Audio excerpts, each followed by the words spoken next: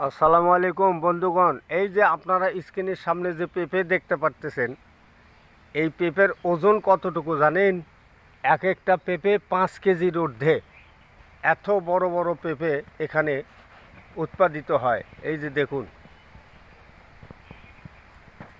বিভিন্ন গাছে অনেক বড় বড় পেঁপে এখানে উৎপাদিত হয়।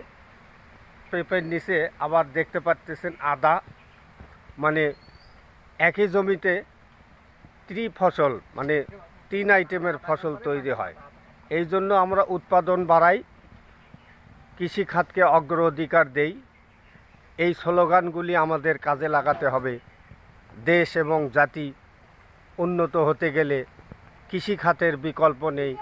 কৃষিখাতকে অবশ্যই অগ্রাধিকার দিতে হবে। এই স্লোগানকে সামনে রেখে ভিডিওটি বেশি বেশি শেয়ার করে দেবেন। এই যে দেখতে পাচ্ছেন, ভালো থাকবেন।